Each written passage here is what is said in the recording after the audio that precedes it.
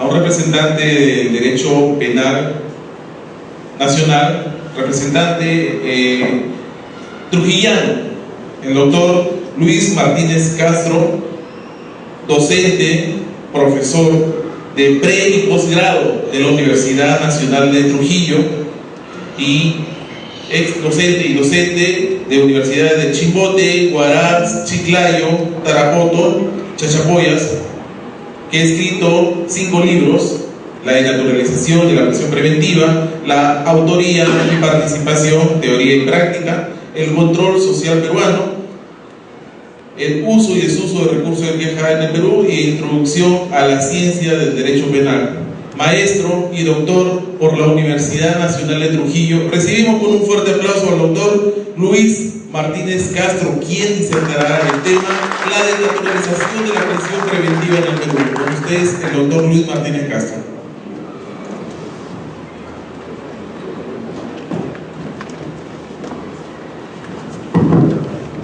Los siguientes cuestionamientos. En el Perú, ¿la prisión preventiva cumple una función de una pena anticipada?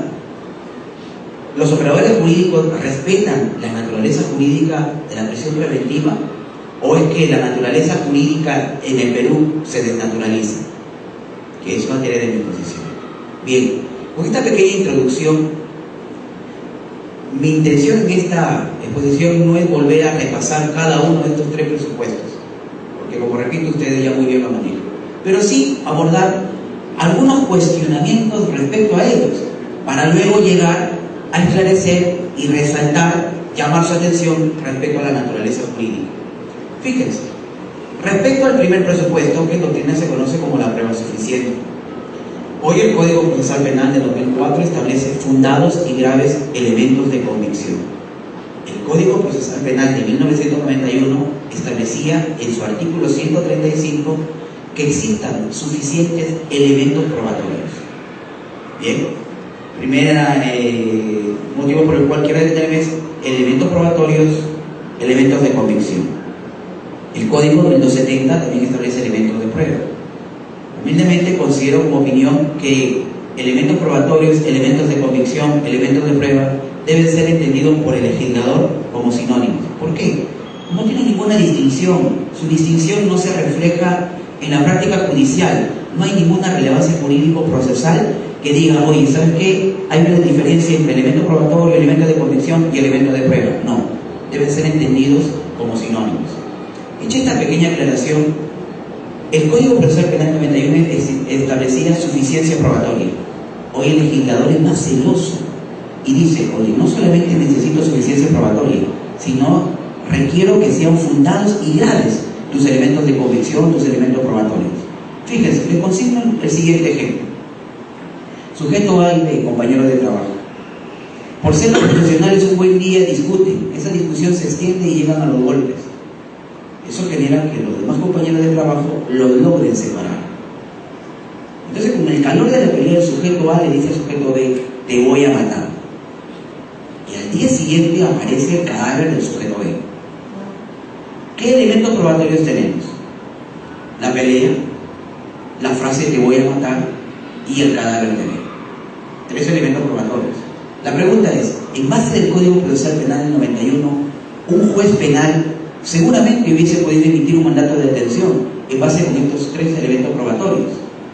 La pregunta que yo les hago, y seguramente ustedes van a responder mentalmente, está referido así: ¿existen suficientes, graves y fundados elementos de convicción para que un fiscal provincial pueda requerir la prisión preventiva y un juez de investigación preparatoria pueda declarar fundado dicho requerimiento?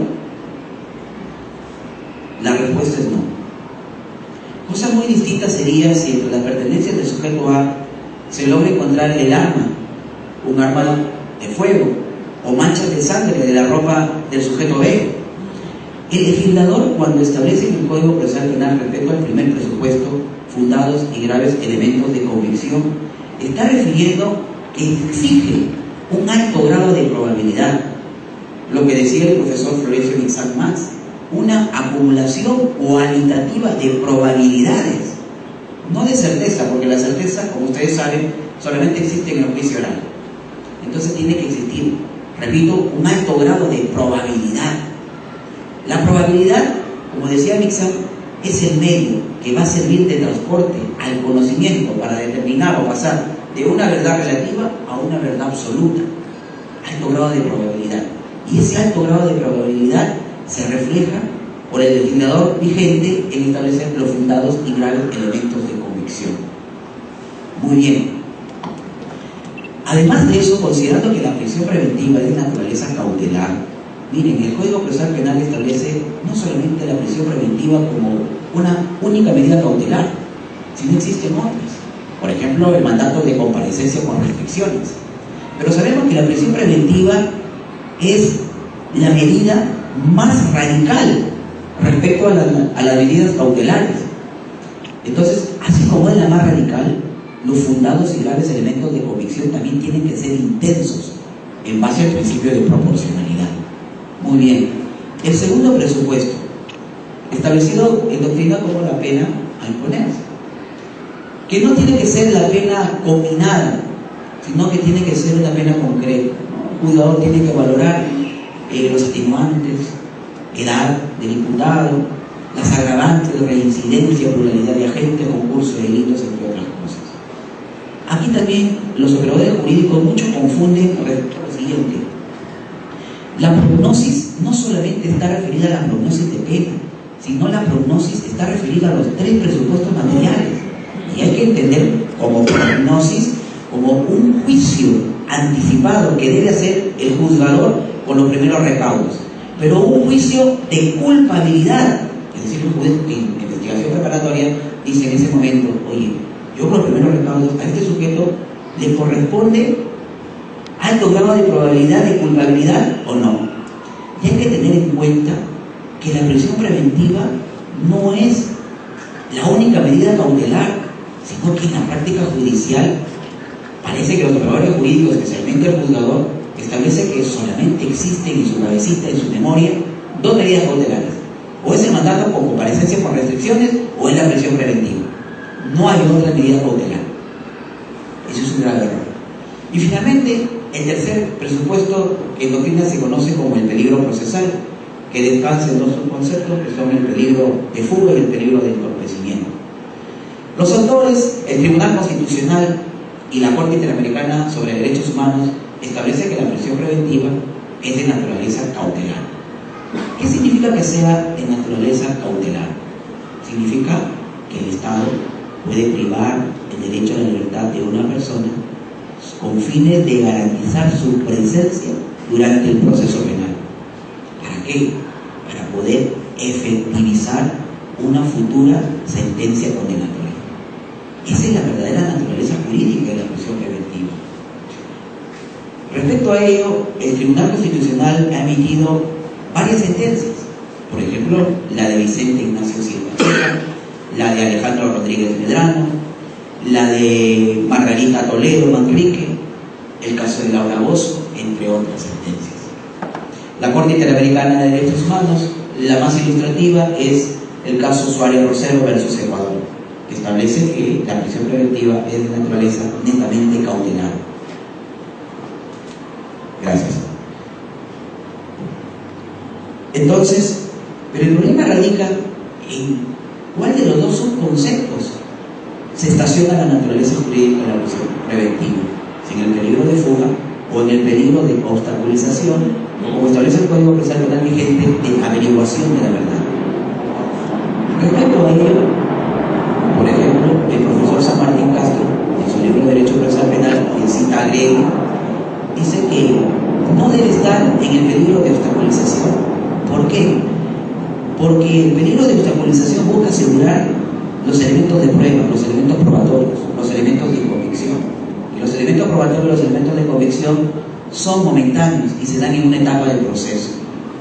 En cambio, en el peligro de fuga, que implica eludir la acción de la justicia, es ahí donde radica la verdadera naturaleza de la prisión preventiva. Fíjense qué pasaba nosotros como operadores jurídicos, o desde mi óptica como defensor particular, con el Código Procesal Penal del 91, cuando teníamos a un patrocinado con mandato de detención. Nos preocupábamos por acreditar el arraigo familiar. ¿Y ¿qué hacíamos? Oye, tu recibo de agua, tu recibo de luz, copia de tu DNI. Y miren el pensamiento de los operadores jurídicos en general. El patrocinado rendía sus declaraciones a nivel policial o fiscal y consignaba una dirección que por mala suerte no coincidía con la dirección establecida en el DNI. Era un dolor de cabeza. Nosotros decíamos, uy, aquí el juez, el juzgador, va a establecer que no existe esta correlación de dirección domiciliaria, lo va a entender como un peligro de fuga. Pero sin embargo no se daban cuenta, ese era el pensamiento, pues, un pensamiento inquisitivo. Pero no se dan cuenta que el Código Civil, en el artículo, si no me equivoco, 35, admite la pluralidad de domicilios. Fíjense la concepción que teníamos, porque nos enseñaban de que a mayor arraigo menos peligro de fuga, y lo único que nosotros entendíamos era de que tenía que tener un domicilio fijo, ¿no? Y sacábamos inclusive memoriales, ¿no? Poníamos y sacábamos y nos concentrábamos, por los familiares pensaban de que a mayor cantidad de firmas, mayor arraigo. Eso era la manera como se establecía el peligro de fuga con el Código Procesal Penal del 91. El juzgador, el peligro de fuga quedaba pues al libre albedrío del juzgador, del juez penal. Hoy ya no. El Código Procesal Penal establece en qué casos hay peligro de fuga. Y por ejemplo en el artículo 269 nos indica 5 criterios. Por ejemplo, el arraigo familiar, y hay que entenderlo como un establecimiento fijo que tiene una persona, y de ese establecimiento fijo va a poder realizar diversas actividades familiares, económicas, laborales. Muchas veces piensan que las personas que no tienen bienes no tienen arraigo. Yo les pregunto, o una opinión, todos tienen arraigo, inclusive el orate, el loquito que para siempre dando vueltas sobre una plazuela, tiene arraigo. Pero no entendamos hoy en día de que solamente con los defensores tenemos que tener o acreditar el arraigo, y eso implica que ya por sí nos van a revocar o van a declarar infundado el requerimiento de prisión preventiva. No, porque tú puedes tener arraigo, pero puedes enfrentar el siguiente criterio referido a la gravedad de la pena. ¿Qué es la gravedad de la pena? Es lo mismo gravedad de la pena que la pena imponerse, porque el legislador establece prueba suficiente, pena imponerse, y luego lo inserta como uno de los criterios del peligro de fuga. Al respecto, la doctrina mayoritaria establece que la gravedad de la pena tiene 2 finalidades. Una, como un requisito material de la prisión preventiva, y otro como un criterio adicional del peligro de fuga, entendido que la gravedad de la pena va a generar en el imputado un estado psicológico de miedo, de temor, por el proceso intenso que se le viene. Y ese proceso psicológico va a generar que el sujeto eluda la acción de la justicia.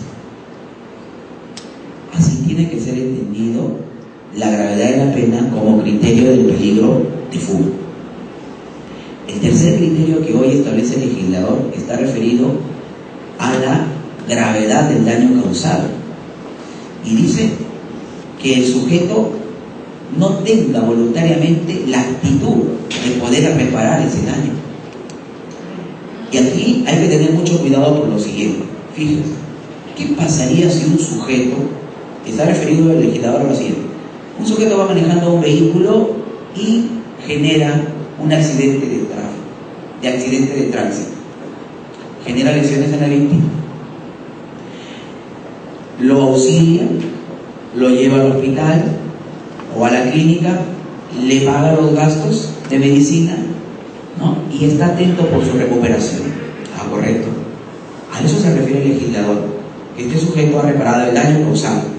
Pero ¿qué pasaría si aquel sujeto atropella, no auxilia a la víctima, o si la auxilia, la deja en la clínica, la deja en el hospital y le dice: yo voy a esperar, señor juez, que usted emita una sentencia para recién con la sentencia yo poder pagar o reparar mi daño causado? A eso se refiere el legislador respecto al tercer criterio del peligro de fuga. Pero también puede ocurrir otras circunstancias, como las que le voy a mencionar a continuación. ¿Qué pasa si aquel chofer que alquila su vehículo de taxi y un buen día, de repente por problemas familiares, viene pensando y genera un atropello, genera una lesión en la víctima? Este sujeto va, auxilia a la víctima, la lleva al hospital, termina el tema del SOA. Él tiene la intención de indemnizar, ayudar a la recuperación de la víctima, pero ocurre que no tiene capacidad económica.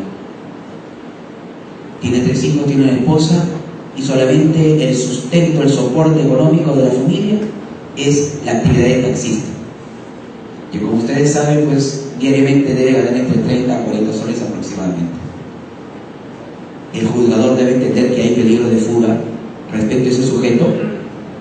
No, porque si entendiera que hay criterio de peligro de fuga respecto a que el sujeto no quiere reparar el daño causado, estaría atentando contra un tema netamente constitucional, como es la prohibición de prisión por deudas. Entonces hay que tener mucho cuidado respecto al tercer criterio del peligro de fuga. Por eso es que hay autores como Del Río Labarte que establecen que este criterio tiene que ser extraído del Código Procesal Penal. Luego vienen el cuarto y quinto criterio, que son los más polémicos, en atención a la naturaleza jurídica de la prisión preventiva. El cuarto criterio está referido a la conducta procesal del imputado, y el quinto está referido a que el imputado pertenece a una organización netamente criminal. Ambos criterios se sustentan en el principio de la reiteración delictiva. ¿Qué significa el principio de la reiteración delictiva? Aquel sujeto que ha cometido un delito y que el Estado dice: oye, como tú has cometido este delito, me haces presumir que en el futuro vas a volver a cometer otros delitos. Entonces te mando a la cárcel. Fin intuitivo de la prisión preventiva. Conducta procesal. Hay peligro de fuga. Oye, señor juez, yo soy fiscal. Este sujeto, si usted lo va a dejar en libertad, mire, anteriormente ha tenido ya un proceso. Para someterlo, ha tenido que ser declarado reo contumaz, sacar los oficios de órdenes de captura, ubicarlo y capturarlo. Si usted lo va a dejar, valore su conducta procesal en el procedimiento anterior o en el mismo procedimiento. Principio de reiteración delictiva. El último, formar parte de la organización criminal. Es más, existe una circular de prisión preventiva emitida por la Corte Suprema, en donde explica de que al el imputado forma parte de una organización criminal, no debe ser entendida, no debe ser considerada como un presupuesto material, sino que en esta circular se trata de explicar que por política criminal se ha insertado que el sujeto que pertenece a una organización criminal obviamente va a reflejar un peligro de fuga. ¿Por qué? Porque las organizaciones hoy en día están bien montadas, tienen poder económico, pueden adulterar pasaportes, pueden sacar tranquilamente al imputado del país, ¿no? Alojarlo con todas sus comodidades, con la finalidad de que pueda eludir la acción de la justicia. Así tiene que ser entendido el tema, o es la justificación por cual el Estado peruano ha sustentado como un criterio de peligro de fuga el tema de que el imputado pertenezca a una organización criminal. Y brevemente, el peligro de obstaculización, que establece 3 criterios, ¿no? El primero de ellos, destruir, alterar, suprimir, falsificar los elementos de prueba. Aquel sujeto que es imputado por la comisión del delito de extorsión, llega la policía, lo interviene. ¿Qué hace el sujeto? Intenta destruir el celular, o hace otra cosa, intenta desaparecer los elementos de prueba, saca el chip, se lo mete a la boca, lo mastica y lo pasa.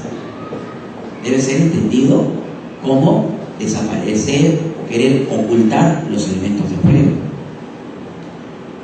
El segundo inciso o el segundo criterio del peligro de obstaculización está referido a que influir sobre el coimputado, testigo, perito.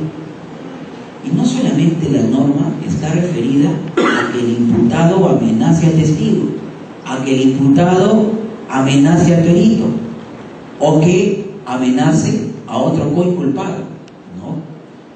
Yo tuve conocimiento de un caso que les voy a compartir. Fíjense, 2 sujetos sustraen las pertenencias de un menor de edad, un robo. En ese momento son sorprendidos en flagrancia. Los Lo capturan, lo llevan a la comisaría. Uno de ellos ya estaba en la sala de meditación, el otro llega, sale, llega a la fiscal para que le tome su declaración. Tenía ya defensa técnica. En la sala contigua estaba el menor con su papá y su mamá. Entonces, al momento de estarle ya en el inicio de la declaración de este imputado, la fiscal observaba que el abogado entraba y salía de una manera preocupante, reiterada. Eso llamó la atención de la fiscal. Eso hizo que la fiscal vaya detrás del abogado y, sorpresa, el abogado había salido o salía reiteradamente, se iba al ambiente contiguo y le decía a la víctima, al menor: tienes que decir que mis patrocinados no han sido, tienes que decir que te has equivocado. La fiscal levantó un acta y esa acta sirvió para sustentar y posteriormente confirmar el tema de la prisión preventiva en el extremo de la obstaculización o peligro de entorpecimiento, ¿no? Bien, después de haber visto rápidamente tanto el peligro, los tres presupuestos materiales, yo quiero compartir la siguiente inquietud. Los presupuestos materiales es fácil, es simple, es sencillo de poder aprender. Graves y fundados elementos de convicción, que la pena sea mayor a 4 años, ¿no?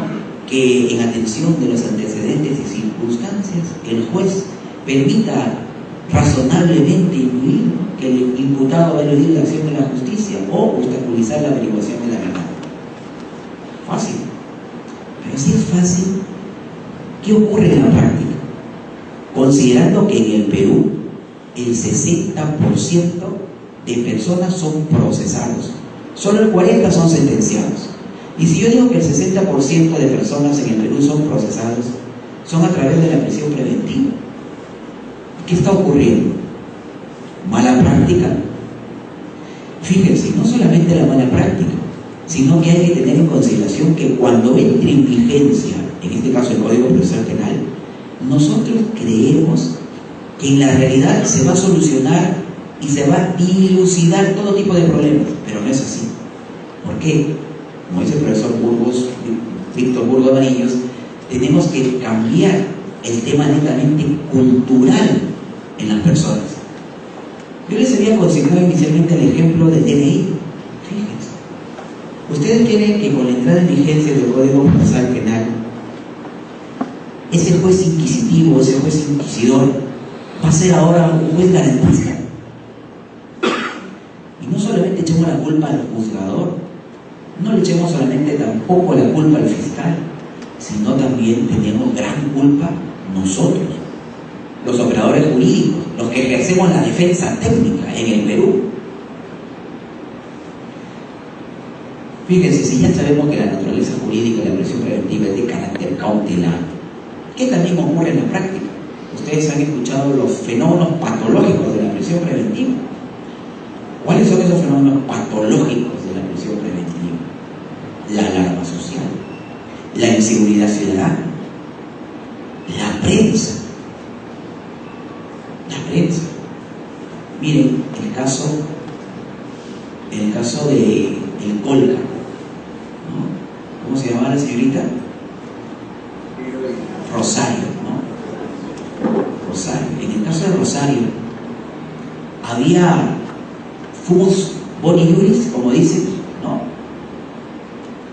¿Por qué nosotros, dentro del caso del cañón del Colca que había ocurrido, ¿no? El caso de Rosario, la prensa prácticamente la sentenció, la condenó?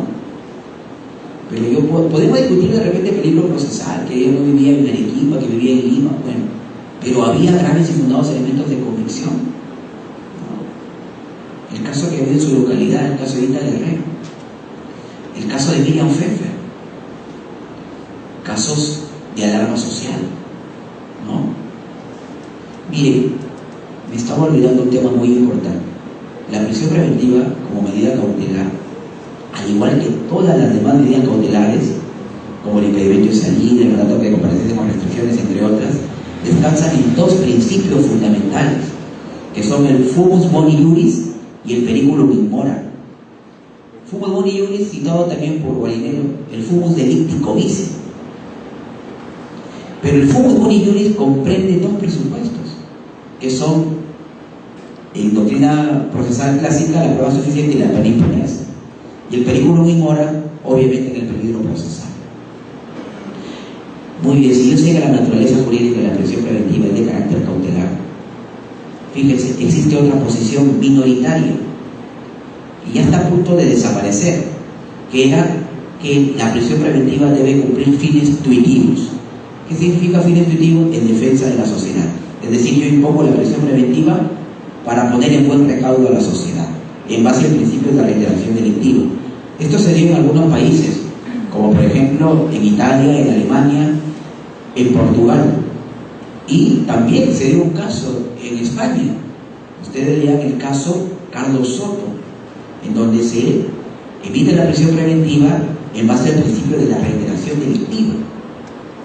Es más, la Corte Interamericana sobre Derechos Humanos, en el informe 2/97, argumenta de manera beneficiosa la imposición de la prisión preventiva con fines tuitivos. Pero posteriormente, ya la Comisión Interamericana de Derechos Humanos, en el informe 35/2007, establece que bajo ningún criterio la prisión preventiva tiene que sustentarse en el principio de reiteración delictiva. Bajo ningún presupuesto. Que la naturaleza jurídica de la prisión preventiva es netamente cautelar. Y vuelvo a repetir y vuelvo a insistir. Solamente se puede privar del derecho a la libertad de una persona para garantizar los fines del proceso penal. Y para evitar ello tienen que ser intensos el fumus delicti vis y el peligro procesal. No hay otra cosa. Pero, como repito, en la práctica no ocurre así. Del distrito judicial de donde yo vengo, Trujillo, dada su alto grado de criminalidad, todas las personas que enfrentan un proceso o van a enfrentar una audiencia de prisión preventiva en relación de robo, el 100% se va a la cárcel. ¿Cómo está empleando el juzgador, el juez de investigación preparatoria? Como una pena anticipada, ¿no? Está como una medida de seguridad. Violación a la libertad sexual. No analiza el fumus. La presión social. ¿Por qué? ¿Qué pasa si el juzgador lo deja en libertad? Sale en la prensa que sigue el caso, juez corrupto. La gente que dice ya le pagaron al juzgador. Y hay otro tema también, el tema de los jueces, el tema de la obra, el tema del control. Cada 7 años son ratificados. Y es más fácil tratar de explicar una sentencia, por ejemplo en sala, que confirme a que revoque de repente un tema de un delito de violación a la libertad sexual. Eso es lo que genera que la mayoría en el Perú, el 60% sean procesados por los fenómenos patológicos de la prisión preventiva. Por eso ustedes, desde distintas tribunas, como operadores jurídicos, ya sea como jueces, abogados, fiscales, tienen el rol protagónico de intentar en que se debe respetar la verdadera naturaleza jurídica de la prisión preventiva. No hay otra cosa, no hay otra opción. Si ustedes no hacen eso, las cárceles se van a seguir atiborrando. Se comprende que la prisión preventiva sin imposición es una pena anticipada que cumple o que debe cumplir fines del derecho penal, lo cual es completamente absurdo. O debe cumplir fines de la pena, fines de prevención. Tampoco. Tenemos muchas cosas en el futuro, ¿no?, por corregir. Bueno, espero hasta cierto punto haber llamado la atención respecto a la naturaleza jurídica de la prisión preventiva y que finalmente, como opinión personal, considero que en el Perú sí se desnaturaliza la prisión preventiva. ¿Por qué? Porque se impone como una pena anticipada, como una medida de seguridad, como en base al principio de reiteración delictiva, y es por esa manera, o de esa manera, que las cárceles se encuentran, como vuelvo a repetir, de manera atiborrada, de manera llena. Espero haber llamado su atención. No tengo mucho tiempo. Me hubiese gustado de repente poder conversar de otras medidas cautelares, como el mandato de comparecencia, el impedimento de salida, entre otras, pero yo estoy seguro que en el mundo jurídico siempre nos encontramos los operadores jurídicos. Muchas gracias.